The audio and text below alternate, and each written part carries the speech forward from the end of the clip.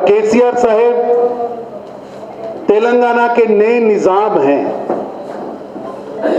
ये जो नए निजाम है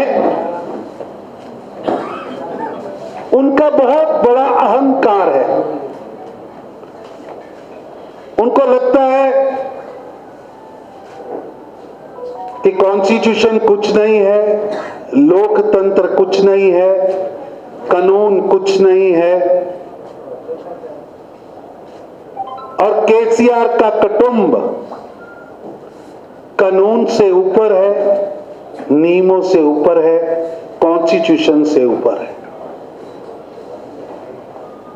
इसलिए वो कभी संविधान का अपमान करते हैं, कभी भारत के कानून व नियमों का अपमान करते हैं। अहंकार की इतनी प्रकाष्ठा है कि अब जाने का समय आया है।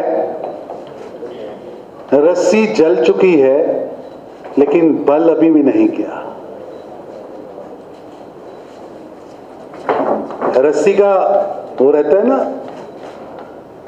जलने पे भी रहता है लेकिन अंदर से खोखली हो चुकी। ये सरकार अत्याचारी सरकार है। तेलंगाना के लाखों बच्चों के भविष्य के साथ इन्होंने खिलवाड़ किया है। हमारा आंदोलन जारी है। संजय बंडी जी की लीडरशिप में भारतीय जनता पार्टी तेलंगाना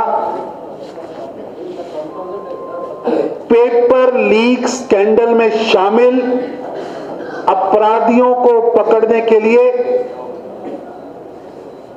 सिटिंग जज की कमेटी उसकी जांच करे।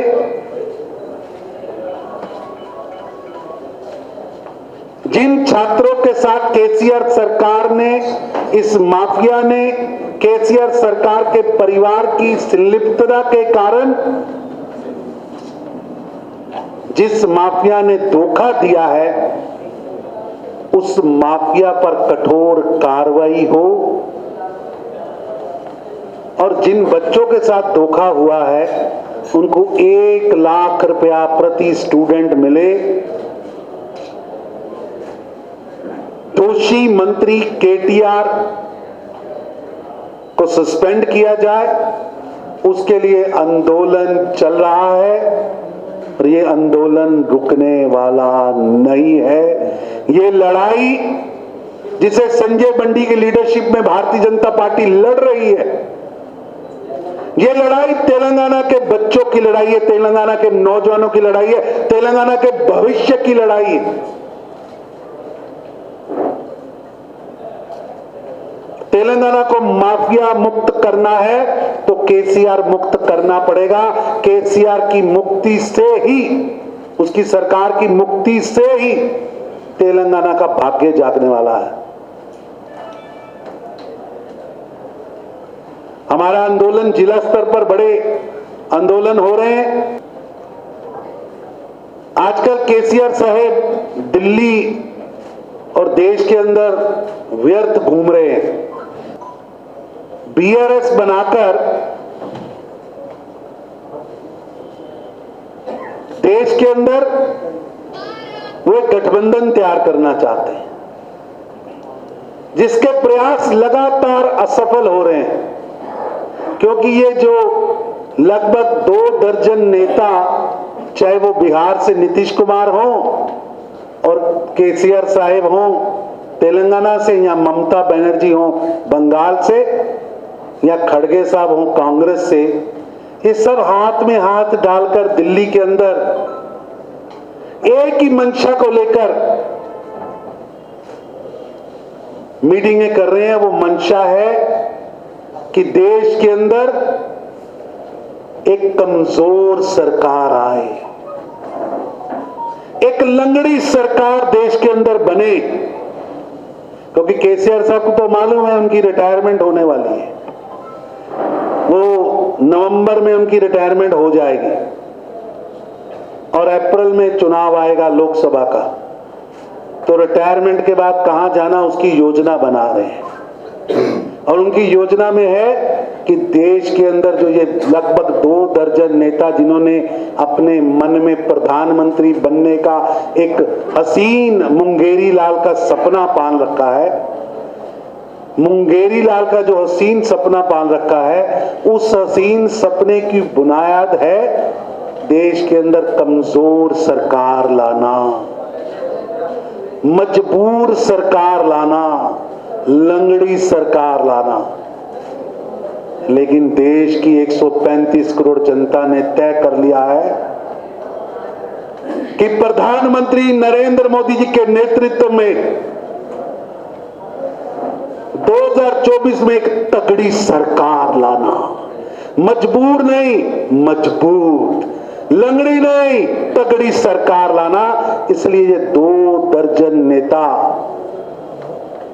जो व्यर्थ घूम रहे हैं, जनता इन्हें स्वीकारने वाली नहीं है। लेकिन मैं यहां आपसे पूछना चाहता हूं, आपके माध्यम से कांग्रेस के नेताओं से पूछना चाहता हूं, ये दिल्ली के अंदर जो ममता बनर्जी, केसीआर, खड़गे साहेब, ये राहुल जी, नीतीश कुमार की जो बैठकें हो रही हैं, ये सो कॉल्ड जो गठबंधन बन रहा है,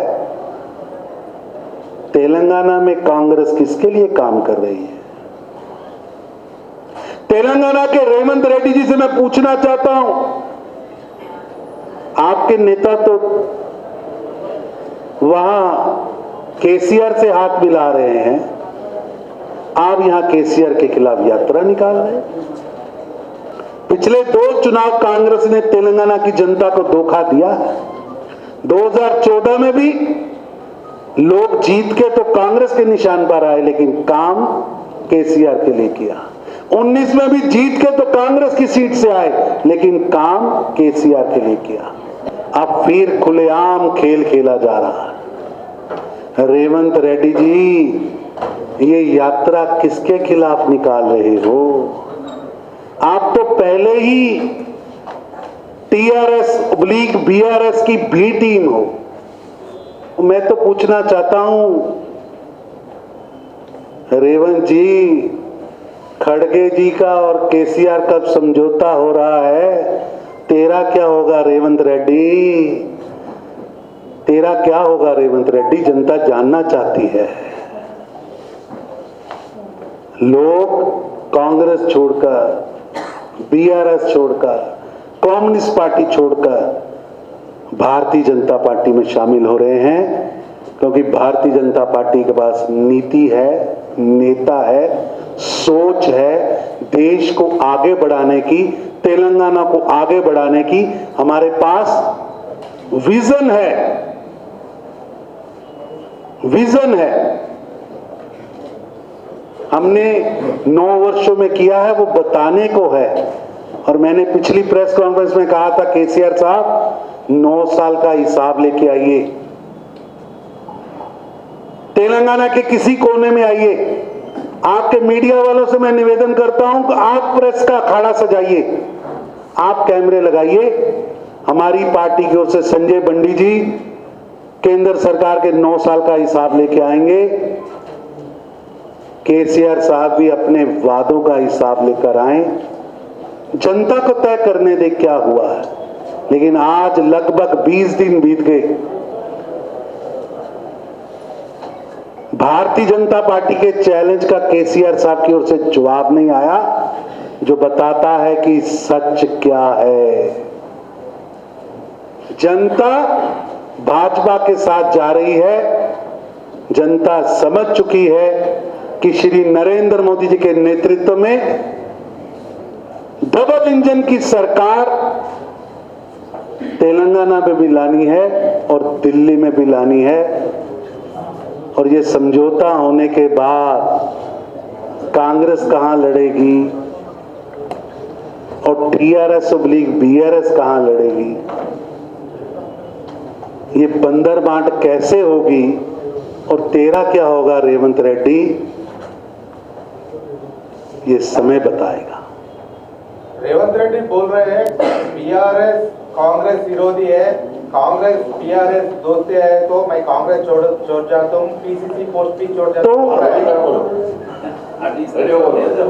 जल्दी वक्त आने वाला है, जल्दी वक्त आने वाला है, पर वो ये बताएं तो सही, जो बैठकें वहां हो रही हैं उनके मालिक जो केसीआर को मजबूत करना चाहते हैं, उनके मालिक जो केसीआर को मजबूत करना चाहते हैं, उन्होंने उनसे पूछा भी है कि किस भाव में कांग्रेस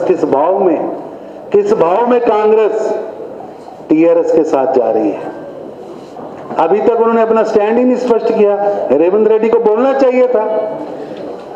इससे स्पष्ट होता है कि कांग्रेस केसीआर के लिए रास्ता बना रही है और तेलंगाना की जनता केसीआर और कांग्रेस को विपक्ष में बिठाने वाली है।